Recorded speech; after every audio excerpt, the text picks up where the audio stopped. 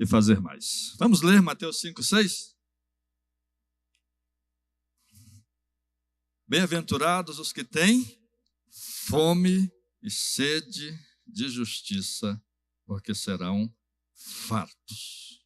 Pai, no nome de Jesus, nós pedimos que a Tua palavra fale profundamente aos nossos corações, de acordo com a necessidade de cada um de nós nesta semana. No nome de Jesus. Amém. Fome e sede são símbolos muito comuns. Nós estamos numa série de reflexões sobre as bem-aventuranças, com o tema geral, o segredo da felicidade. As bem-aventuranças são a verdadeira felicidade. Seja abençoado, seja feliz, seja próspero até, seja abundante. E Jesus coloca vários princípios do que ele considerou no seu primeiro sermão registrado, que é segredo para sermos exatamente felizes, bem-aventurados, prósperos, abençoados. Hoje, ele fala de ter fome e sede de justiça, é o que nós vamos estudar. Fome e sede são símbolos bem comuns. Quer dizer que você tem fome, quer dizer que é uma necessidade, quer dizer que é um desejo muito profundo. Fome e sede está relacionado a isso, a desejar ardentemente alguma coisa. E o texto é ter essa fome, essa sede de justiça. Então, fome e sede são coisas comuns, a gente precisa entender nesse texto o que é justiça. E pensamos, sim, que vivemos num mundo muito injusto. Essa semana que passou, uma irmã da igreja indicou a nossa casa, o nosso endereço, e nós recebemos uma pessoa com uma história das mais incríveis, absurdamente falando, que eu tinha escutado nos últimos anos. Em quase 30 anos de ministério pastoral, foi a segunda vez em todos os 30 anos que eu disse, não enfrente, porque não vai haver justiça, fuja. Segunda vez. Uma situação que envolve inclusive segredo de justiça, que envolve risco de morte, e que a gente olha e diz, é melhor fugir. Mas tem Maria da Penha, eu me envolvi com a patrulha da Maria da Penha nessa semana. Tem Maria da Penha, tem polícia, quer saber? Para sua segurança, fuja. Não vai haver justiça no seu caso. E a gente então pensa que é isso que a gente quer ouvir, porque o mundo realmente é injusto, é um desejo nosso, real, não apenas nosso, mas é um desejo que parece que permanece até quando estivermos glorificados antes da volta de Jesus. Você pode abrir comigo em Apocalipse capítulo 6, de 9 a 11. Simbolicamente, mas símbolos de algo real, um símbolo forte. Quando o anjo abriu o quinto selo, vi debaixo do altar as almas daqueles que tinham sido mortos por causa da palavra de Deus e por causa do testemunho que sustentavam. E qual é o clamor dessas almas que estão no que se chama de estado intermediário? Em Lucas é seio de Abraão, aqui é debaixo do altar, o estágio em que há consciência. Mas ainda não é o estágio final, Jesus ainda não voltou, não é a eternidade, o céu final. Debaixo do altar, o que é que essas almas, que eu repito, são almas que não estão mais presas à corrupção do pecado, não estão mais presas ao conceito errado nosso de julgamento. Muita gente está achando que aquela professora está correta em ela ser presa por ter pichado a estátua da justiça, outros achando que é injustiça. Não estamos mais na discussão, essas almas estão fora dessa discussão nossa terrena. E mesmo almas regeneradas, livres dessa discussão terrena, o que é que elas pedem? Justiça. Elas clamaram em grande voz, como se fosse um grito, um desabafo, dizendo, até quando, ó Senhor soberano, santo e verdadeiro, não julgas, nem vingas o nosso sangue? É isso que é clamar em alta voz. Mesmo transformadas, aquelas almas estão pensando, Senhor, Cadê a justiça? Quando vamos ser saciados em justiça? São sentimentos tão comuns que a Bíblia diz que perpassa até mesmo a morte. Para estas almas, versículo 11, foi dado a cada um deles, a cada um desses santos, uma vestidura branca e uma palavra, que não é a palavra que a gente está lendo em Mateus 5:6. Lá serão fartos. Aqui está dizendo, vocês ainda não estão fartos, porque foi dito para estas almas, ainda por um pouco de tempo, que para nós já dura 1000 anos, 2000 anos, melhor dizendo, até se completasse o número dos seus conservos e seus irmãos que iam ser mortos como igualmente eles foram. A resposta para aquelas almas é, não, ainda não estão saciadas. Algumas almas vão se acrescentar aqui, mais gente vai ser martirizada ao longo da história cristã, até que de fato seja feita a justiça final. É o mesmo princípio que está em Gênesis capítulo 15, versículo 16,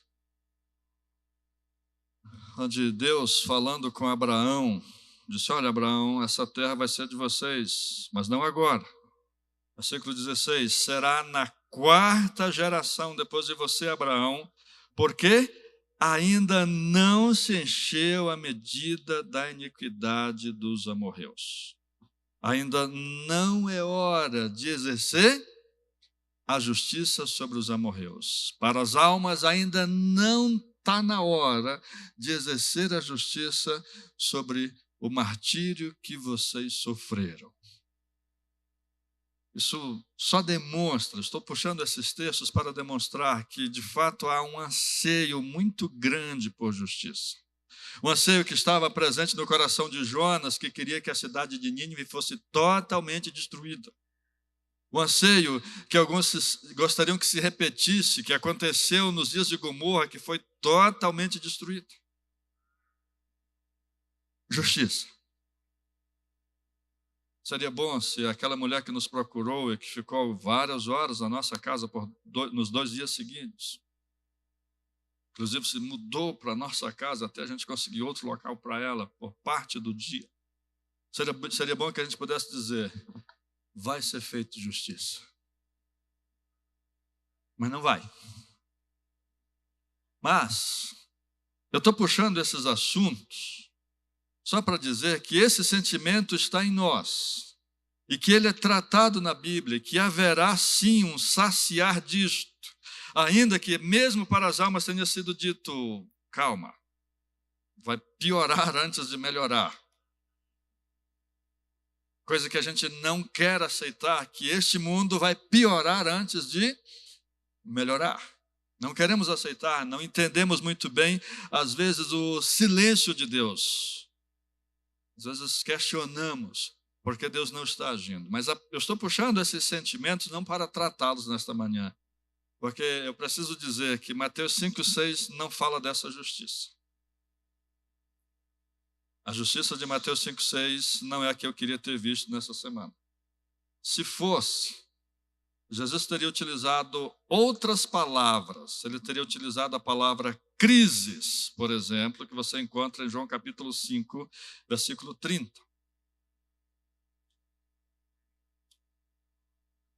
É o sentido de justiça comum, justiça humana, justiça social, justiça política até. João 5,30, eu nada posso fazer de mim mesmo na forma porque ouço, julgo. A palavra é crises, em João 5,30. É a justiça que a gente queria ter visto, a execução da lei da Maria da Penha nessa semana que mencionei, que a gente queria ver no caso do 8 de janeiro, que a gente queria ver em diversos momentos da vida. Mas não é essa palavra que Jesus usa em Mateus 5,6. Ele também poderia ter utilizado a expressão, a palavra de que está em 2 Tessalonicenses 1,9. Também não é ela que ele usa.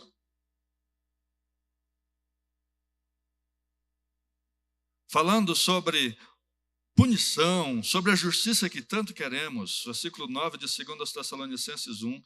Estes sofrerão penalidade de eterna destruição, banidos da face do Senhor, da glória do seu poder.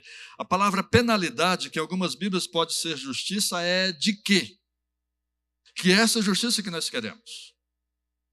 É a justiça que poderia dar fim à milícia no Rio de Janeiro, onde tantas pessoas sofrem, onde igrejas, para funcionarem, precisam pagar a mensalidade para a milícia.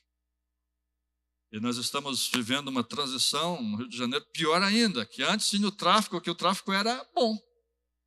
O tráfico não era violento na comunidade, tinha os seus julgamentos, e ai de quem caísse no julgamento, mas tinha a sua bondade. A milícia era considerada sempre má. Agora nós estamos vivendo lá a transição do tráfico com milícia. Uma coisa pior.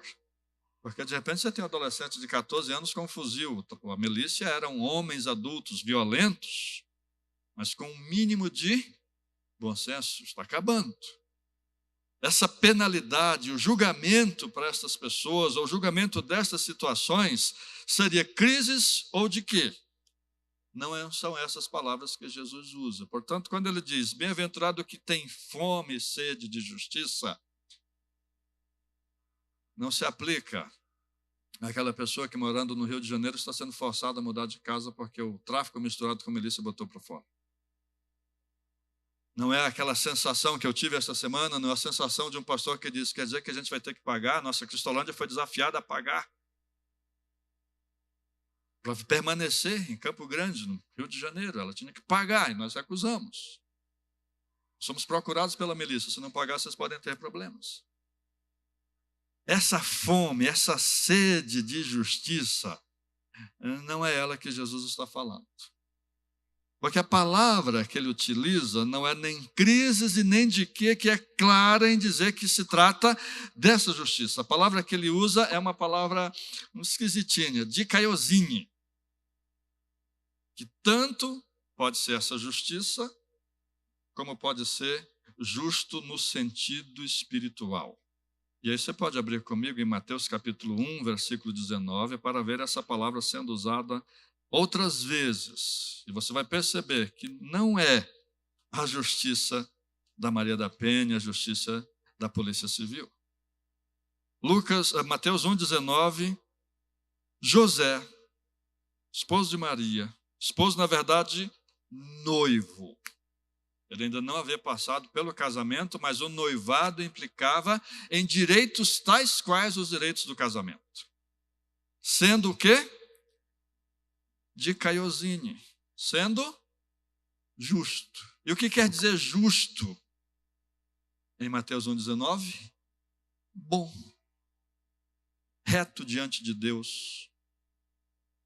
Percebe que a sua noiva engravidou e não foi dele, e sabendo que se ele dissesse, olha, ela cometeu adultério, ela seria apedrejada, querendo protegê-la da justiça, querendo protegê-la da crise, querendo protegê-las do de quê? Ele diz, eu vou cerrar esse noivado quietinho. Não tem WhatsApp ainda, não tem status do Instagram ainda. Nós vamos encerrar esse noivado sossegado. A Maria vai ter o filho dela, vai viver a vida dela, eu vou viver a minha, sem apedrejamento. Que atitude bondosa, que atitude justa. Justa no sentido de temente, de cuidadosa, de reverente. Outros textos que a palavra dikaiosine aparece é Mateus 5,45.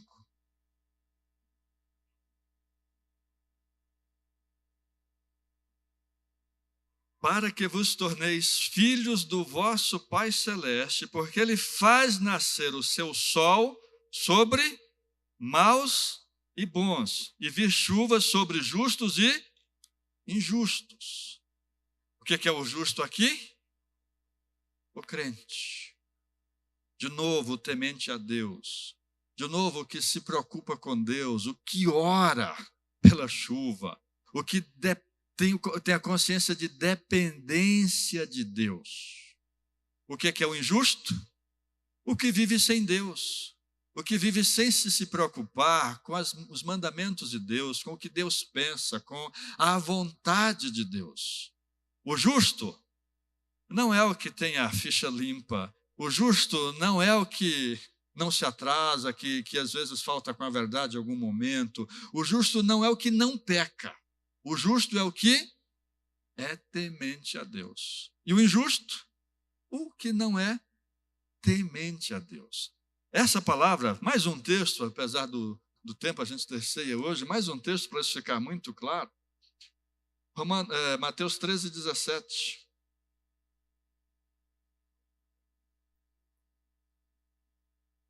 De novo, é a mesma palavra de Caiosines. Em verdade vos digo que muitos profetas e justos, e crentes bons, e pessoas tementes a Deus, e pessoas que buscavam a vontade de Deus, desejaram ver o que vedes e não viram, e ouvir o que ouvis e não ouviram. De Caiosines. Percebe? A palavra que Jesus usa não tem nada a ver com o aspecto da justiça social. Na verdade, só recentemente, por conta de um filósofo católico chamado de Leonardo Boff, é que se passou a pensar que Mateus 5,6 se refere à sede de justiça social. Criou o que se chamou de teologia da libertação, está na base, inclusive, da fundação de um dos partidos políticos da nossa nação. Como se a justiça social fosse a ênfase do evangelho, fosse a ênfase do discurso de Jesus. Somente ele recentemente discutiu isso, mas ao longo da história sempre se entendeu que ter fome e sede de justiça é querer ser como José, é querer ser como os profetas, é querer ser aquele que é filho de Deus. Justiça, portanto, é querer parecer com Deus, ou justiça aqui quer dizer estar se parecendo com Deus. É o sentido grego da palavra, embora possa ser usado em outro sentido, mas no Novo Testamento, de Caiosines quer dizer, eu quero ser justo como Deus é. Eu quero ser bom como Deus é. Eu quero viver a vida como Deus planejou para que eu viva. Eu quero mais de Deus. E nesse sentido, entendendo isso, o texto está dizendo, bem-aventurados os que têm fome e sede de serem bons, de serem tementes, de serem crédulos, de confiarem. Bem-aventurados os que têm fome e sede de santidade. Bem-aventurados os que têm fome e sede de Deus, porque eles serão fartos. Houve um homem que estudou isso tudo. O nome dele é Salomão. Você pode abrir em Eclesiastes capítulo 8, onde você percebe exatamente essa conclusão de Salomão. Ele olhou todas as coisas da vida. Quando nosso filho passou por uma depressão profunda, o livro que a gente mais lia com ele, o que eu lia com ele era Eclesiastes. Que é a realidade da vida nua e crua, sem enfeite. Para entendermos a vida sem enfeite. Salomão entendeu isso. E a sua conclusão, Eclesiastes 8:12, ele sai da discussão da justiça social, da justiça criminal, da justiça política e vai para a justiça que é a santidade, que é ser como Deus é, que é estar querendo ser reto diante de Deus, que é ter uma vida conforme os mandamentos de Deus, que é estar satisfeito na justificação que há em Cristo. Eclesiastes 8:12 foi a conclusão de Salomão. ainda que o pecador faça o mal 100 vezes, e os dias se lhe prolonguem, ainda que não haja justiça, eu sei com certeza que bem sucede aos que temem a Deus. Ainda que o mundo seja injusto, eu quero ser justo, temente a Deus, obediente a Deus. Eu sei, com certeza, sem dúvida alguma, que vale a pena ter fome e sede de justiça. Não a justiça sobre o pecador que está cometendo 100 crimes e nada acontece. Mas a justiça de ser como Deus é. A justiça de estar conforme, justo, adequado, porque justo quer dizer isso aqui. A gente, inclusive, diz isso. Como é que ficou a roupa? Ficou justa. Ah, comprei a calça, mas eu tenho que levar no alfaiate, na costureira, para ajustar. Bem-aventurados os que têm fome de serem ajustados ao padrão de Deus, à vontade de Deus. E quem tem esta fome e esta sede será farto. Por que estou misturando as duas coisas? Para te lembrar que a noção de injustiça social, a noção de injustiça no mundo, não deve tirar de nós o desejo de ser como Deus é. Salomão teve essa tentação. Eu poderia ter sido tentado essa semana e pensar, mas não adianta nada. Então, de que adianta temer a Deus? De que adianta servir a Deus? Se nada vai mudar, nem orar. Não se escandalize, mas nem orar por aquela situação. Eu vou orar para ela ser preservada, a vida daquela pessoa ser preservada, mas orar pela mudança, eu não vou. Porque seria um milagre da transformação de todas as nossas estruturas brasileiras. Desde um desembargador, um juiz, um advogado, é muito mais. Nesse contexto, Salomão diz, por exemplo, o nosso eu sei de uma coisa, é bom temer ao Senhor. E mesmo que a justiça social não aconteça, eu quero estar ajustado ao padrão de Deus. Eu sei que bem acontece com aqueles que temem a Deus. E aí, significa que a gente precisa estar buscando a Deus e não somente as atividades da igreja. Significa que a gente precisa estar, de fato, buscando a Deus com intimidade. Eu lembro do dia, uma das coisas mais marcantes da minha vida. Nós tínhamos casado há pouco tempo, estávamos trabalhando na nossa primeiro projeto missionário, a nossa congregação, que pela graça de Deus foi organizada em igreja em 1 ano e 16 dias, foi um recorde naquela época. E mudando, trabalhando todas as coisas, a construção. Antes do seminário, eu trabalhava na construção civil, então estava envolvido direto ali na construção, até aquele conceito que muitos obreiros têm, de que se o obreiro vai lá para ser o servente, vai lá para ser o pedreiro, ele economiza. E naquela coisa, eu estava muito cansado. Eu lembro que um dia eu subi, a gente morava num bairro chamado Água Mineral, muito injusto, muito violento, até hoje o bairro Água Mineral é injusto e violento. Dificilmente você vai ver alguém na rua depois das 7 da noite.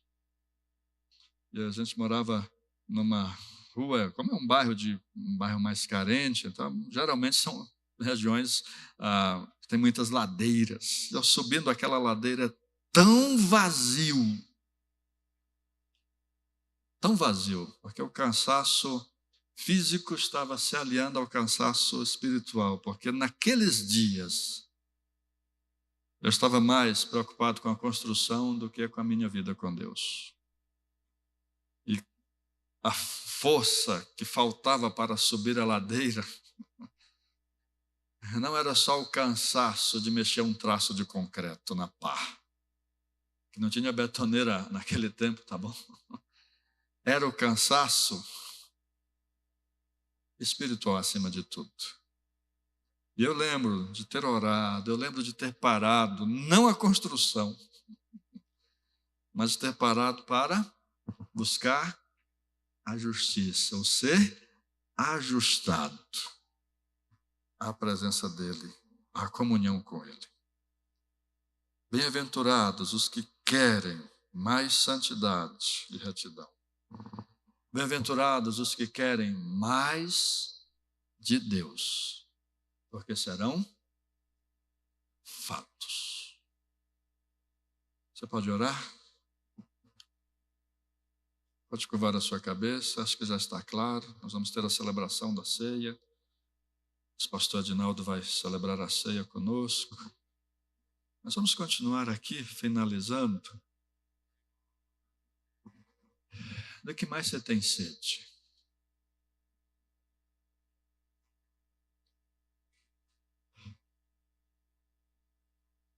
É da conta bancária? É da aprovação social? Quer ser verdadeiramente feliz? Quer estar acima até das frustrações? Quer ter uma felicidade permanente? Tenha fome e sede de Deus. Deseje mais a Deus. Queira mais da presença dEle. Queira mais ser como Ele. É mais do que atividades da igreja, é mais até do que a leitura bíblica. É um desejo de ser como Ele é, de estar mais na presença dEle do que em qualquer outra coisa. Você pode continuar com todas as coisas que tem de alegria, mas a verdadeira felicidade está em ser ajustado ao Senhor. E para alguns pode ser teoria isso, pode ser teórico. Então eu te desafio a ir além dessa oraçãozinha de faz de conta. Ir além daquele texto bíblico por obrigação. E a desejar o Senhor como você deseja comer e beber. E você será farto. Eu vivi com Russell Shedd, tive um encontro com ele num acampamento no ano em que ele morreu. E a palavra dele era: meus olhos já viram tudo. Agora eu quero ver o meu Salvador. O pai de um amigo nosso orou e me disse: Senhor, este ano eu quero te encontrar. E naquele ano ele encontrou-se com o Senhor. Eu não estou falando para você pedir a morte, mas mostrando a força de alguém que está plenamente satisfeito porque quer a Deus. Faça essa oração. Vamos cantar?